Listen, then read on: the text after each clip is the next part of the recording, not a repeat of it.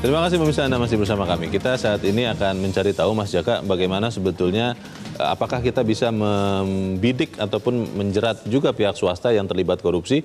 Kita sudah terhubung dengan Direktur Advokasi Pusat Kajian Anti Korupsi UGM, sering dibilang Pukat, Oce Madril. Bung Oce, selamat pagi. Selamat pagi, Bung Leo. Ya, Bung Oce, beberapa kasus memperlihatkan bahwa korupsi itu sering tidak berdiri sendiri, bukan hanya pejabat, tapi juga melibatkan pihak swasta. Dan paling sering malah itu, ketika misalnya untuk menegosiasi sesuatu, izin, ataupun yang lain, mereka akan tender misalnya, atau proyek, mereka akan menyuap dari pejabat. Nah, pertanyaannya apakah memang hukum Indonesia bisa menjerat swasta yang ikut terlibat di dalam kasus korupsi? Kalau saat ini kita memiliki undang-undang tindak pidana korupsi memang lebih fokus kepada aktivitas pemerintahan ya. Aktivitas yang berkaitan dengan anggaran negara, kemudian proyek-proyek negara dan kewenangan perizinan dan seterusnya. Fokus korupsi itu masih di wilayah itu. Nah, jika ada pihak swasta yang berurusan dengan negara, berurusan dengan proyek negara, kemudian anggaran negara, berurusan dengan perizinan yang disediakan oleh negara. Nah, dalam rangka relasi itu, pihak swasta bisa saja mereka melakukan suap, melakukan gratifikasi, atau mungkin mengerjakan proyek tetapi tidak sesuai dengan perencanaan, artinya itu merugikan negara begitu. Nah, dalam konteks itu, pihak-pihak swasta tadi bisa dijerat dalam perkara korupsi, dan kita menyaksikan sudah sangat banyak pihak swasta yang terjerat dalam tindak pidana korupsi. Tapi biasanya pihak swasta itu berkaitan dengan urusan anggaran negara begitu, atau urusan pemerintahan. Dan mereka tersangkut dengan perkara itu. Kalau begitu berarti sebenarnya perlu apa tidak Perpu itu untuk kemudian bisa benar-benar membidik swasta ini, Bung Oce? Nah, kalau Perpu korupsi swasta yang saya tangkap dari gagasan teman-teman KPK itu lebih kepada mengadopsi model yang ada di dalam Konvensi Internasional Anti Korupsi. Kita sudah meratifikasi konvensi tersebut, dan ada banyak sekali tindak pidana yang memang harus kita adopsi, harus kita sesuaikan ya. Ada banyak regulasi yang harus kita sesuaikan. Salah satunya adalah korupsi di sektor swasta. Kita memang belum mengatur korupsi di sektor swasta. Sekarang masih fokus kepada sektor pemerintahan dan anggaran negara. Nah, kalau korupsi di sektor swasta juga diatur, berarti bisnis, transaksi bisnis, kemudian pengelolaan perusahaan, kemudian korporasi itu juga bisa dipantau oleh KPK. Jadi kalau ada fraud di dalam transaksi bisnis, kalau ada penyimpangan-penyimpangan, kalau ada suap menyuap di dalam transaksi bisnis yang mempengaruhi keputusan bisnis, maka itu bisa juga dijerat oleh KPK. Contohnya demikian begitu. Dan banyak negara yang sudah menggunakan model korupsi di sektor swasta itu. Jadi korupsi tidak memerlukan lagi keterlibatan pejabat negara gitu. Tapi itu hanya untuk tindak pidana terhadap negara tentunya ya, bukan misalnya antar pihak yang berhubungan perdata, misalnya pebisnis dengan pebisnis, itu tidak diatur di situ ya, Bung Oce? Yang dimaksud dengan korupsi swasta itu justru antara swasta dan swasta, bisnis to bisnis. Jadi memang murni korupsi atau fraud yang terjadi di wilayah swasta begitu. Macamnya kan banyak sekali ya, di wilayah perbankan, di sektor keuangan, di sektor kehutanan, banyak sekali macam penyimpangan-penyimpangan yang itu bisa terjadi di dalam transaksi bisnis.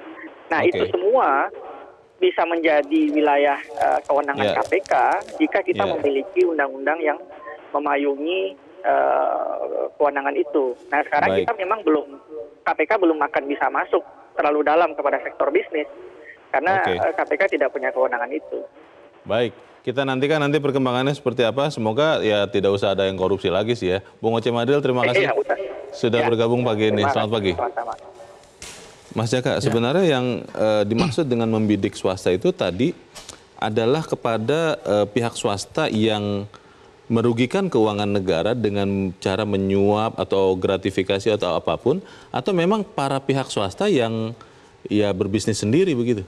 Enggak, kalau yang swasta tapi dia terkait dengan suap menyuap atau gratifikasi dengan penyelenggara negara kan sudah ditangani oleh KPK. Oke. Di Undang-Undang Tipikor sudah diatur. Yeah. Yang belum diatur itu adalah tadi Bang Oce jelaskan juga bahwa di internal swasta sendiri. Karena di konvensi PBB anti korupsi itu emang disebutkan bahwa korupsi di sektor swasta itu juga tidak kalah berbahayanya dengan korupsi di penyelenggara negara. Jadi maksudnya yang dirugikan swasta dengan swasta. Dengan swasta. Ada banyak contoh yang umpamanya ketika dalam upaya memenangkan tender itu kan ada beberapa perusahaan yang bersekongkol untuk memenangkan salah satu perusahaan. Itu termasuk korupsi. Atau umpamanya suap menyuap di antara para pebisnis untuk mendapatkan proyek. Pengaturan di antara mereka begitu. Betul, ya? Di kasus Nazarudin kalau tidak salah juga pernah ada modus seperti itu. Tapi waktu itu terkait dengan keuangan negara. Masih terkait dengan negara. Undang-undang korporasi itu juga terkait dengan keuangan negara. Belum pernah ada undang-undang yang spesifik mengatur korupsi yang murni di sektor swasta. Kenapa ini diperlukan? Karena korupsi di sektor swasta itu diperkirakan jauh lebih besar daripada korupsi yang merugikan keuangan negara. Dari sisi anggaran atau jumlah uang yang berputar, kalau APBN kan 2000 sekian lebih. Kalau di swasta itu bisa puluhan kali lipat. Tapi kalau di sektor swasta, apa kerugiannya untuk negara? Itu kan bisa merugikan iklim investasi. Itu kan bisa merugikan untuk jangka panjang, bisa merugikan perekonomian sebuah negara. Karena nanti akan ada biaya tinggi, lebih mahal. Karena ketika salah satu umpamanya perusahaan A menyuap perusahaan B untuk mendapatkan proyek, umpamanya dengan fee 10%. Itu kan pasti dibebankan nanti ke publik. Ya, itu kan artinya ujung-ujungnya juga itu juga merugikan masyarakat dan merugikan negara meskipun secara tidak langsung. Tapi kalau kemudian KPK juga menangani ini, memang sudah, maaf pakai bahasa sehari-hari, memang sudah kurang kerjaannya KPK. Karena kan Pak Agus sendiri mengatakan kalau orangnya cukup, OTT pejabat negara yang melakukan korupsi bisa dilakukan tiap hari. Itu pertanyaan besarnya sebenarnya. Tapi kan usulan Perpu ini salah satunya kan untuk memenuhi himbauan dari PBB untuk segera membuat undang-undang khusus tentang sektor swasta. Karena Indonesia sudah meratifikasi. Karena sudah meratifikasi dalam Undang-Undang 17/2006 kalau tidak salah. Artinya bahwa mau tidak mau Indonesia harus punya undang-undang yang khusus mengatur korupsi di sektor swasta.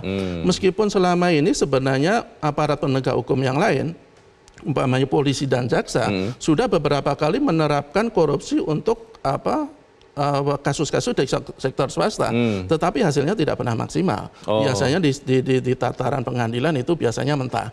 Dan ini yang diinginkan KPK karena korupsi itu termasuk kategori kejahatan luar biasa dan penyelidikan spesialis, itu diatur dalam Undang-Undang Tipikor, jadi dilaksanakan oleh KPK sebagai tindakan yang luar biasa juga. Pertanyaan berikutnya adalah apakah memang harus dalam bentuk Perpu? Karena kan itu jadi membuat proses pembuatan undang-undang jadi mau bypass saja begitu kan. Kita bahas nanti selepas jeda, dan pemirsa tetap bersama kami. Editorial Media Indonesia segera kembali.